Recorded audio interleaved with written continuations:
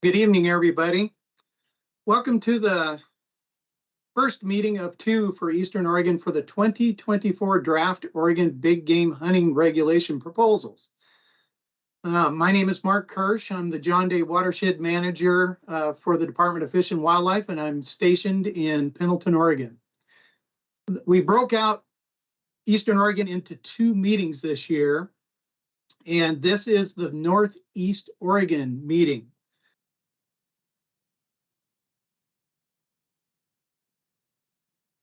Up on the screen in front of you now are the management units that will be covered during this meeting. I'll give you a minute to look over those to make sure units you are interested in are a part of this meeting.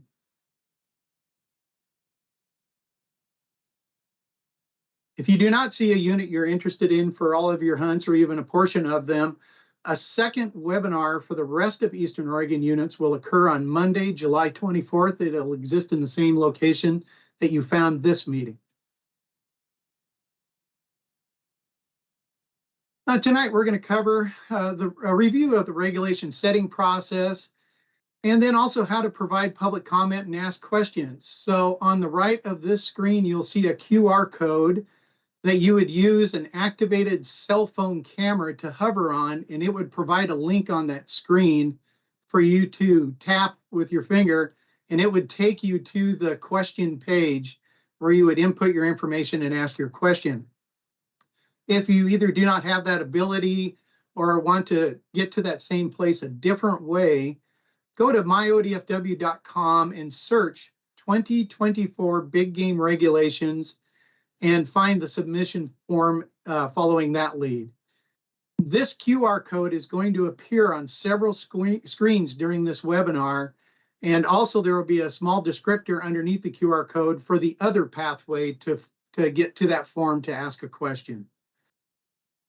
We are going to cover some selected statewide topics and then changes to Northeast Oregon hunts. And then we'll have response to submitted questions at the end of this presentation. And this webinar will last no more than 90 minutes unless we run out of questions and end it early. Okay, for the regulation setting process, there are these July public meetings, which this and the one on the 24th webinar are part of. And then the 2024 Big Game Regulations will be adopted at the Commission meeting on September 15th of this year in Bend. Comments received tonight will be shared with the Commission, or you can send to the email address that you see on the screen.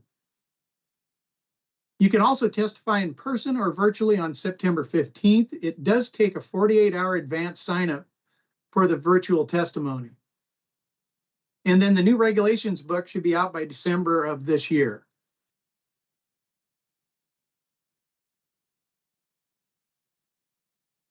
The hunting season reviews and proposals.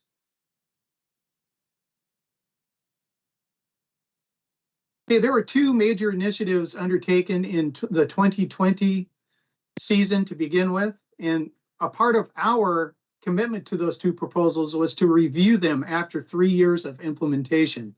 They were the general season antlerless elk damage tag, and then including spikes in the Western Oregon general season for the buck bag limit.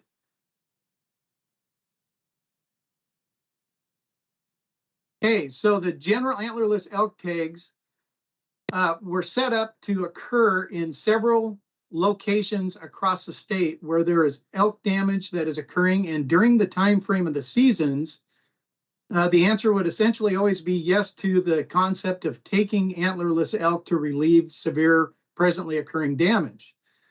There were two season lengths associated with those areas. The season lengths in orange were associated with a longer season date of August 1 to March 31, where resident damage-causing elk were there through that entire time period, and there were no conflicts with some other elk that we would like to conserve. In areas where migratory elk would show up later in the season, especially for wintering, there was a shorter time frame of August 1 to November 30th. In that time frame, mostly resident year-round elk on private lands are there, and they are not mixed with wintering migratory elk. So it was a safe time period to have this type of hunting. After 3 years of implementation, well, this bar graph shows 5 years, and for 5 years, in blue, you will see elk damage tags through the Oregon Landowner Damage Program. Those tags are issued out of the district office and are issued based on a complaint by complaint basis, where both the district and the landowner agree that taking of antlerless elk is going to be beneficial to relieving the damage that is presently occurring. Before the general season antlerless elk damage tags existed, that was the only mechanism that was adjustable to use for the taking of antlerless elk outside of controlled seasons, something like that.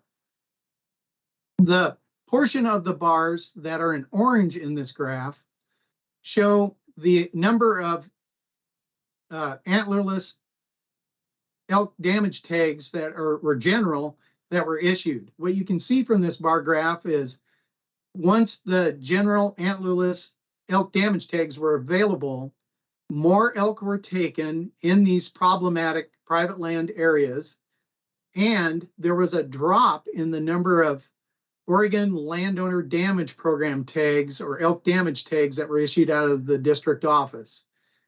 And this is considered a success because part of our goal was to decrease the number of damage tags that went out of the district offices, and at the same time, focusing harvest towards elk that were reliably damage-causing antlerless elk. And one of the other changes that took place was the inclusion of spike buck deer in the Western Oregon bag limit deer season, the general deer season. What this graph shows you is that spike deer in blue, the bars in blue, were a very small component of harvest for buck deer in Western Oregon before the implementation of this bag limit change. And after 2020, or beginning on 2020 and 2021 and 2022, spike harvest increased dramatically. However, it didn't have a depressing effect on the number of bucks taken and available in the upper point classes, 3-point and 4-point bucks. One thing that we did see is that the number of bucks taken is heavily tied to the ending date of this particular season. A tremendous number of bucks in the Western Oregon all weapon, any legal weapon rifle season is skewed to the end of the season for take. This change was made because we thought that it would be easier to have a consistent bag limit across the state. The bag limit that we went to with spike deer in Western Oregon mirrors exactly the bag limit that exists for deer in Eastern Oregon, which mostly affect mule deer and white-tailed deer. And because these results have shown no drop-off in older age class bucks, we have chosen to continue proposing to move forward with this. Another initiative that we are undertaking this year is a mule deer plan update.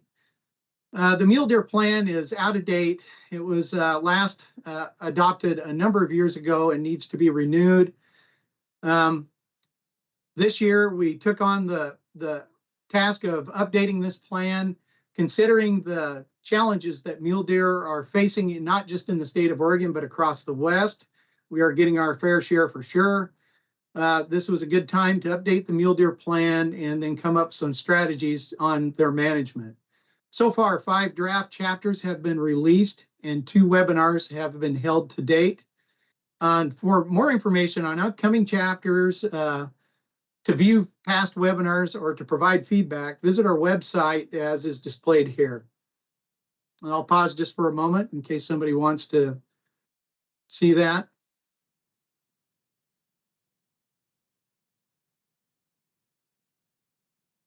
Okay, proposed season dates for 2024. They are in front of you, and I'll let you folks absorb that. One thing that you should know about season dates, all the season dates on this page really play off of the opening of the any legal weapon buck deer season.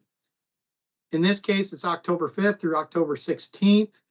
All of these dates are just a little bit later now because the formula for the creation of the buck deer season, the any legal weapon buck deer season, is a result of changing the formula from the Saturday closest to the beginning of October, to October 1, to the first Saturday in October. It caused a minor, say, 4-day shift in the season. So this year, because it hops back, it's one of the latest dates that you will see for a buck deer season opener, and it'll slowly trend earlier from here. But most seasons from now on are going to be at least some years a bit later than you've been used to in the past, just by a few days.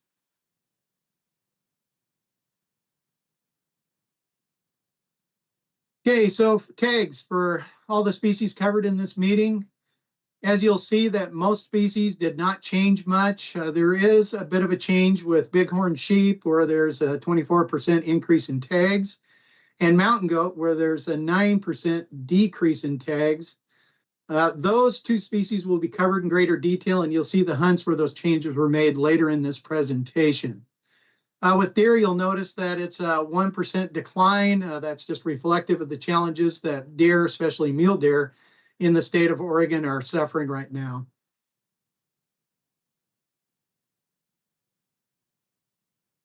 Okay, for following will be the significant changes covered in more detail. To cover deer, elk, and bear changes, Steve Cherry, the Heppner District Wildlife Biologist, will begin next, followed by review of pronghorn, sheep, and mountain goat by Brian Ratliff, who's the Baker District Wildlife Biologist. And then to explain some travel management area changes will be Matt Keenan, the Union District Wildlife Biologist. However, I will say that all the district wildlife biologists in the northeast corner of the state are on this call and available to answer questions if you have some questions on specific units. That will occur once again at the end of the presentation. With that, I'll hand it over to Steve. Thank you, Mark. As Mark said, my name is Steve Cherry. I'm the District Wildlife Biologist in Heppner. And I'm just going to go through a quick overview of the different proposals that we have for deer and elk this year, and then we'll dive into them in a little bit more detail. So for deer proposals for 100 series buck hunts, we have the Ukiah unit buck tag reduction. We're also going to have a Heppner unit buck tag correction. And then we also have a new white-tailed deer hunt for the Murders Creek North Side and West Beulah units. For 600 series, the antlerless deer series, we're talking about expanding Hunt 647B in the Desolation and Northside units. Next slide, please.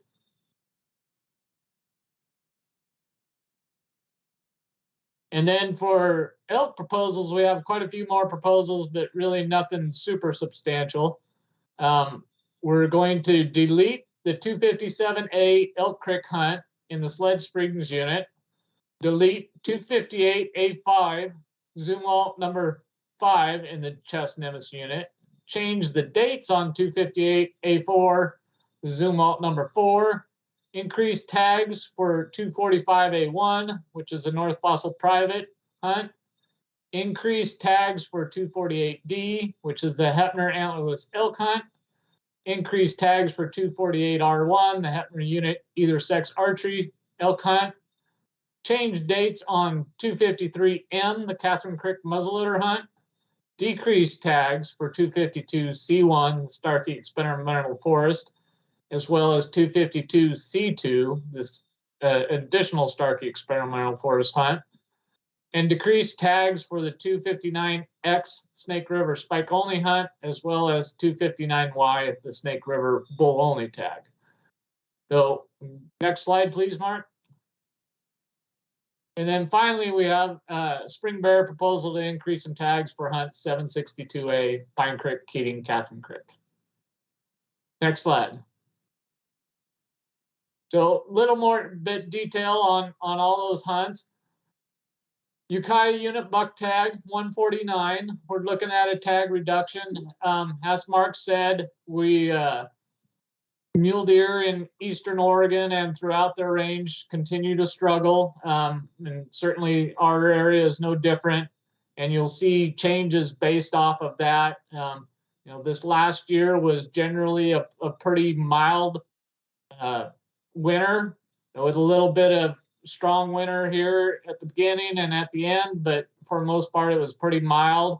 But we came off of, you know, some years of really hot, dry summers, droughts, and so mule deer populations still continue to decline.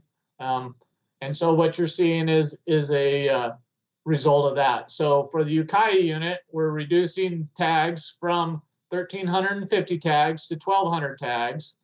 Again, that's part of the continued mule deer decline that I talked about, but also a slower little recovery to the white-tailed deer population in that area. They suffered a EHD outbreak in 2019 and wiped out a lot of the white-tailed deer, and they just really haven't come back very well. And those, historically, those white-tailed deer were a large percentage of the harvest in that Ukiah unit. In the Heppner unit, 148, we're going to do a correction. We're reducing from 2,600 tags to 2,375 tags. And that was based off a correction factor mistake that we made for 2023 that we didn't catch in time. And so we're going back to the 2022 tag numbers for 2024. So really just a correction, not really, you know, mule deer, again, declining there. And we've been going through some reductions for that, but this is really just a correction. And finally, a new 100 series whitetail deer hunt. The hunt encompasses part of the north side, Murders Creek and West Beulah units. In this particular area, and in another we'll talk about, we have an increasing whitetail deer population. They're doing very well, and so we think we can provide some additional opportunity out there on them. And so we're looking at a November 16th to December 1 season date with a bag limit of 1 whitetail deer. Next slide. 600 series changes. As I mentioned, this is another spot where whitetail deer continue to do well, expand into new areas. And so we're expanding the hunt area for 647B, the Middle Fork John Day hunt. And it's going to actually increase quite a little bit. It'll approximately a third again as big, or approximately 27 square miles. Next slide. For 200 series, as I mentioned, we're going to be deleting the 257A Elk Creek hunt in the Sled Springs unit. That hunt area is now encompassed by the general season antlerless elk damage tag hunts that Mark had talked about at the beginning. And the dates for that hunt in that particular area are the August 1 to November 30 hunt dates. So really no need to have that hunt on the books anymore. We're also deleting 258A5, the Zumwalt number 5, in the Chesnemus unit. There's a reduced number of elk out there in the area during that hunt time frame, and the pressure that we do put on those elk often makes them go to into some unwanted places. So we're getting rid of that hunt to try to curb that undesired effect. Next slide, please. Change dates for the 258A4. So this is the season right before the number 5 hunt that we're deleting. We're going to change the season dates to a shorter time frame, November 18th through December 12th. Again, that hunting pressure that we're putting out there is moving some elk into some unwanted places. And so we're trying to curb that again with this change as well. So increase in tags for 258A1, North Fossil Private. We're increasing from 110 to 140 tags. The unit is slightly above management objective, and the hunt area is all private land, and we feel like we can provide some more opportunity out there, and there's some interest from the private landowners. So we're going to increase that just a little bit. Next slide, please. We're also increasing tags for the 248D, the Heppner antlerless elk hunt. Just a modest increase from 20 to 30 tags. units slightly above management objective, and we're trying to provide some additional rifle cow harvest for the public land hunters. Also, in that same time frame or same area, we're looking at increasing the tags for 248R1, which is the Heppner unit either sex archery hunt. Again, another modest increase from 100 to 110 tags. And again, the units, same unit, still slightly above MO, but we're trying to provide some additional archery cow harvest for public hunters. So just allowing the public land hunters a little bit more opportunity up on the public land to reduce elk populations in the unit. Next slide, please. We're looking at changing the season dates for 253M, the Catherine Creek muzzleloader hunt. We're going to change the dates to November 1 through December 31 in the hopes that this will help alleviate some damage in the hunt area. The area is just outside of the general season antler list damage tag boundary, and the unit is over MO, and so we're hoping that this hunt will help with some of that damage that's occurring outside of that general season area.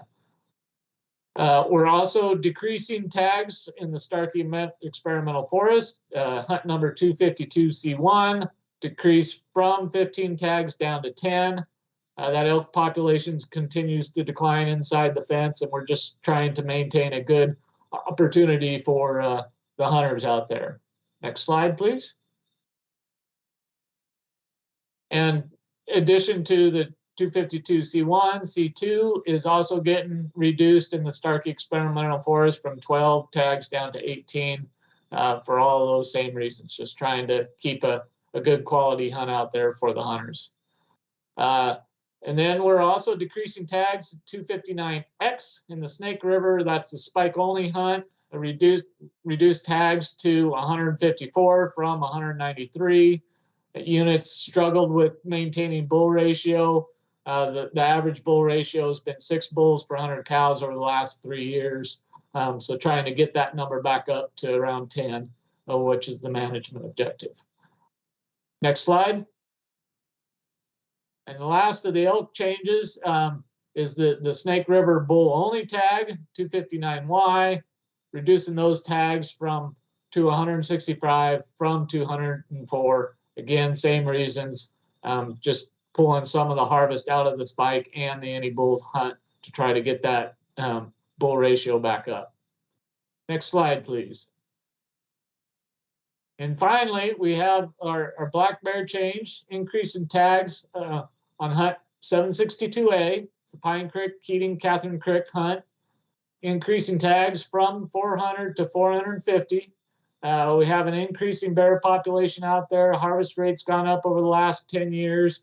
We feel like we can provide some more opportunity out there in the springtime for bear harvest. So we're proposing to increase that. With that, I'm going to pass it off over to Brian Ratliff, but remind you that if you have any questions, you can scan the QR code that's on the screen and submit those, and we will attempt to answer them later this evening. Brian? Thanks a lot, Steve. I'm Brian Ratliff. I'm the district wildlife biologist here in Baker City, Oregon. And I'm going to talk about 3 different species here in Northeast Oregon. The first is pronghorn. We have a few pronghorn in Northeast, not a lot. And as you can see, we have no major changes or any proposed changes for the 2024 seasons for pronghorn in Northeast Oregon. Next slide. For bighorn sheep, we've got a couple simple little changes that are occurring. One is the 548 Heppner unit potamus hunt. The emergency closure hunt, it was closed in 2023 and we're canceling it in 2024. So it's been a drastic decline in the total sheep surveyed. We don't believe that it's a disease issue. It's more a redistribution of sheep on the landscape. And Steve, the previous presenter, is looking into a collaring effort this winter to identify the home ranges and determine if we can continue a hunt in that area by adjusting the boundaries. In addition, we have an increasing population down there in the John Day. So you will see 543A2 and A3 increase a ram tag each this 2024 season. And the U hunt is increasing by 10 hunters for a total of 25 hunters in the U hunt down the John Day River. Up next, we're going to talk about mountain goats. I'm gonna break it down into two things, the Snake River unit hunts. So just north of us here on the Wallowas, we have the 959A1 and the A2 hunt. They each had one tag in 2023 season, and they have a rollover tag from the 2022 season. The rollover tag's due to the fires that were in that area in 2022 and hunters not being able to access it. In 2024, that Hat Point season, both of them are going to go away. But the hunt boundary of 959B1, Snake River number 1, and Snake River number 2 are going to expand to incorporate that area. The reason that hunt is going away is because there's been a excessive nanny harvest over the last, well, it's been the last 7 years, and it's an excessively small hunt area. So by expanding the hunt area, we're going to give the hunters a little more ability to go find billies across the landscape instead of having such a targeted small area. Next slide, please. The next unit we're going to talk about is the Minam unit, Unit 60. We have the 960B1, the Goat Mountain Hunts, and B2. They each have 2 rollover tags from 2023, but in 2024, we're going to delete that hunt. Again, the same reasons, excessive nanny harvest, there's population concerns, and redistribution of the animals on the landscape. In addition, we are going to expand the boundary of the 960C hunt to incorporate all of the Minam unit not included in other hunts. This will encompass the Goat Mountain hunt areas. So it'll be a bit, again, a larger area for those hunters to go find billies at. Remember, while we have an either sex bag limit for mountain goats, we encourage and push the hunters to harvest billies only. Nanny harvest in goat populations really isn't sustainable, especially at low population numbers. And the next slide is going to be moving on to Matt Keenan, our Union District wildlife biologist. Yeah, thanks, Brian. Once again, my name is Matt Keenan. I'm the district wildlife biologist here in LeGrand for the Union District. I'm going to talk about some travel management area changes, and this first slide here is really just a reminder about the Camp Creek TMA and the North Side unit. There were new dates already approved last year for that TMA that are going to take effect beginning this year in 2023 for this hunting season. And basically the dates were expanded to include the archery season. And this is part of an effort in working to retain elk on public lands because there's a lot of pressure on the national forest there during the archery season. And this next slide now, I'm going to cover several travel management areas within the Wallowa-Whitman National Forest here in the very northeast corner of the state. And so last year, ODFW and the Fish and Wildlife Commission approved changes to 9 travel management areas within the Wallowa-Whitman that were to take effect during the current 2023 hunting season. And as such, those new dates have been printed in the current big game regulations for 2023. The purpose of these changes was to standardize the road closure dates across the Wallowa-Whitman and in the process to extend some road closures to also include the archery season. Now, it's important to recognize that these TMAs are cooperative agreements between both ODFW and the U.S. Forest Service where these areas are. And the Forest Service does have a separate process to approve these date changes, and those processes have not yet been completed for these areas. So all of the TMAs in the Wallowa-Whitman National Forest will now revert back to the 2022 dates until the Forest Service completes those processes.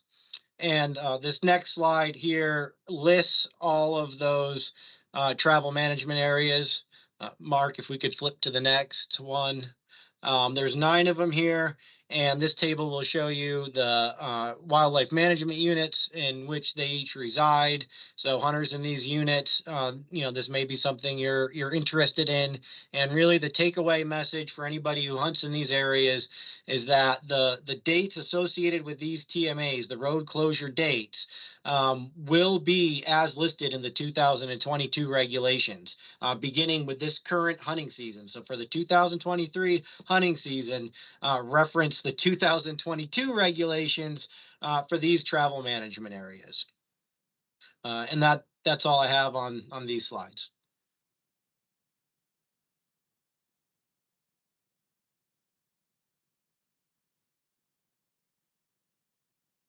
Okay, thanks, Matt.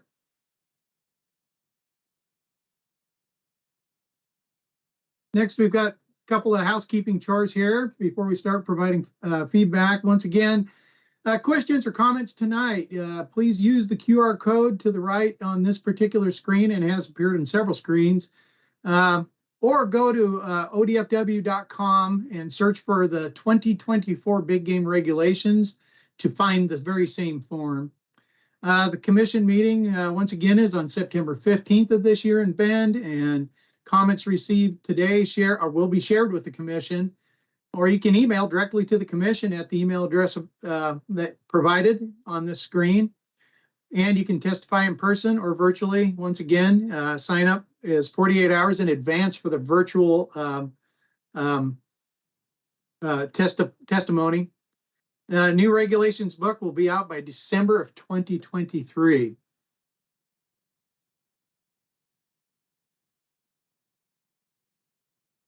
Okay, and once again, focus on the questions that cover topics discussed during the webinar, that being the 2024 proposals, and the district biologists are on hand to answer questions about their hunts in their district.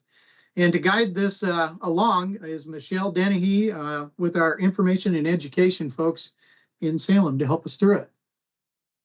Michelle? Hi, everyone.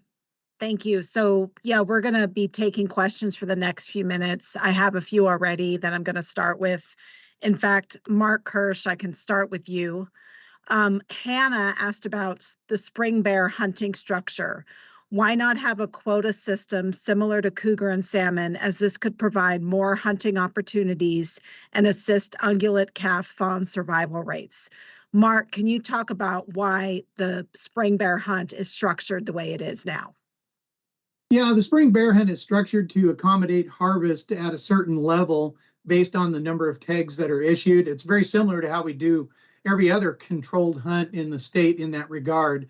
So while we are focused on a particular level of harvest, that being it takes a particular number of tags to achieve a certain harvest based on the harvest rate. And typically units will have more tags if hunters there are less successful, or fewer tags if hunters happen to be quite successful in a particular area. And as spring bear hunters know, there's quite a bit of variability in the type of outcome for each year, just depending on weather, snow load, things like that. And so sometimes you hit the mark and sometimes you overshoot it. But if you can hold on to that average, the bear population can withstand it just fine. And where we get the sense from our modeling that we have more bears, we have a tendency to creep the tag numbers up. Another reason to stick with tags instead of quotas is it's a little bit more reliable. If you have a quota and a whole bunch of tags out there, or a whole bunch of people out there hunting, oftentimes you can overshoot the quota and you find yourself in a hole that you have to get out of later, and it causes some restrictions down the road. So it creates more volatility in the tag levels that are available. So this is just a much more stable way to keep even hunting pressure out there, and predictability, quite frankly, for the hunters that apply for these every year.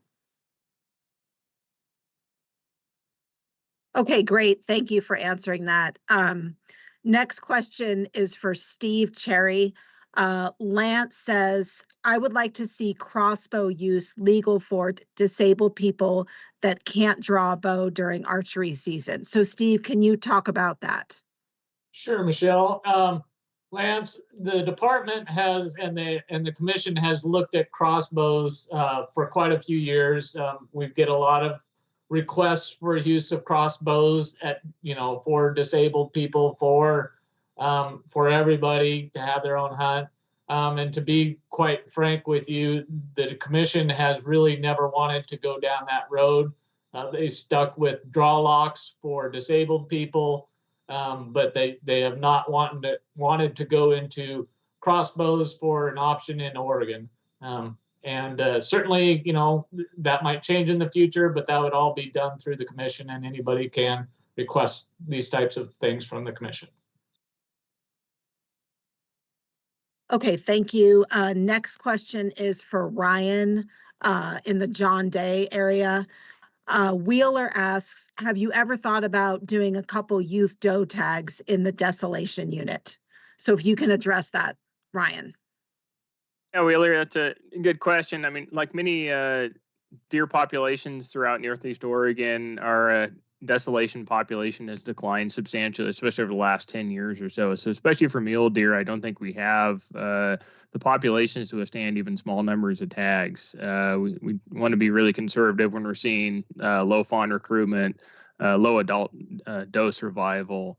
There may be some opportunity in the future for some youth whitetail tags. We've expanded some of the hunting opportunity there. So that's something as we move forward, we might look into as a youth opportunity. But we appreciate that there is interest in that, and we'll consider that in the future. Thanks, Ryan. And now we have another question for Steve. Steve, John talked about wanting to see hunters able to use dogs to hunt mountain lions. And I'm wondering if you can just talk about that issue. Sure, John. I'm guessing, as you know, ballot measure 18 was passed in 1994 in the state of Oregon, which outlawed the use of dogs for hunting cougars and bears. Since that time frame, obviously cougar numbers have increased throughout the state, as everybody knows. And during that time frame, there's also been a lot of legislative bills that have been pushed trying to reverse that. And unfortunately, none of them have ever really taken toehold. And so, it's not something the department can decide to use or not. It really is a legislative issue that needs to be fixed, that has to be fixed there. So if you'd like to see something done there, certainly work with your legislator to try to push something through the Oregon legislature. Okay, and Steve, if you don't mind, stay on. Can you talk about the impact of drought on big game, particularly mule deer? And we've had a better year, I think, this year. Are you seeing any improvements for summer body condition of mule deer, for example? Right. So obviously weather plays a huge role in mule deer and mule deer numbers.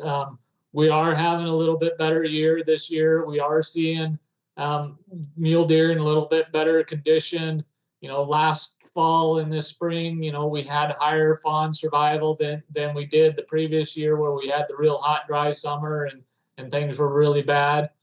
What we're finding though is that over the long term, we are seeing habitats out there, and this is some data from the Stark Experimental Forest, and we're going to be looking at some of this in some new mule deer projects that we're doing down in the John Day area, as well as hopefully down around Lakeview as well, to see if we can answer these questions as well. But what that's showing is that we don't have the nutritional needs for an adult mule deer doe at peak lactation during the summertime. It just doesn't exist out there. And some of the additional data that they found is that plant phenology, or how plants grow throughout the period, has changed quite a bit over the last 20 years. And what they're seeing is this period of pinch in the summertime, where we have very poor conditions for mule deer for their vegetative growth, has increased by about 3 weeks. So we used to have a couple weeks in the heat of the summer where plants were dried out and really not providing a whole lot. That's turned into about a month and a half now. And on these good years that we have, we see things get a little bit better. But the problem is we used to have lots of good years in a row and maybe a couple bad years mixed in there. Now we have lots of bad years with just a couple good years. And so mule deer are struggling by lots of strokes, and certainly the drought and everything else has not helped things out. Okay, thank you. We're going to give a few more minutes for some more questions to come in. So if everyone can just sit tight, hopefully we'll see a few more questions.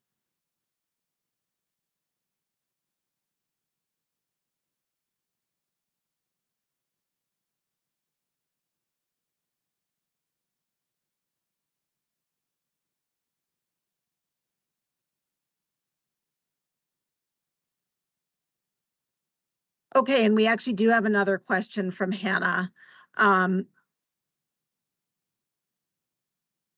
The question is, considering the extremely low deer populations in much of Oregon, would the commission consider cutting deer tags back statewide temporarily for a few years in order to try and counter this issue?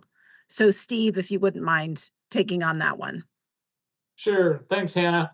You know, one of the things that we always try to do is try to not knee jerk a lot of stuff. And so by doing, you know, minimal reductions here and there and going along versus, you know, okay, we're going to cut tags in half for a couple of years and then we're going to go back. That's pretty hard on the hunter and the people who want to go hunting. And, you know, it's just a lot more straightforward way to say, okay, in this particular unit, deer continue to decline. You know, we're going to take, you know, 100 tags or 50 tags at a time and do it that way than to cut tags in half, say, for just a couple of years and then revert back. So different ways of getting at the same thing, but, you know, by doing the incremental cuts, it's a little bit less of a surprise to the hunters out on the landscape. Okay, thank you. I think we'll just give it a couple more minutes to see if any other questions come in, and then we'll wrap it up. Again, anyone on the call, if you think of something that you didn't ask tonight, you can continue to use that form, and you can also go to testify in front of the commission on September 15th in Bend. You can also testify remotely for the Bend meeting if you want to express support for any of these proposals. That's always appreciated as well.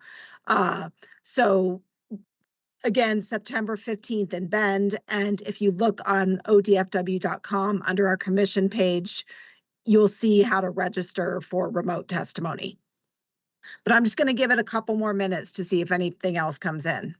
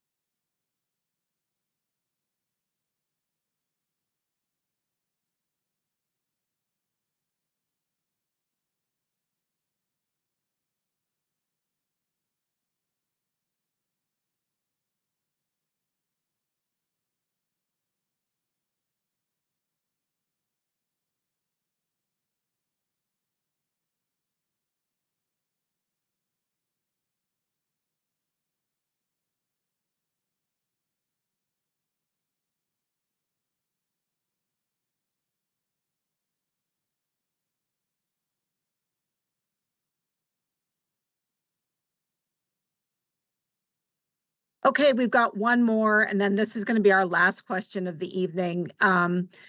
Hannah, again, with high point creep occurring across many states, would the commission consider alternative tags such as a rut muzzleloader opportunity for bulls, bucks in order to alleviate this?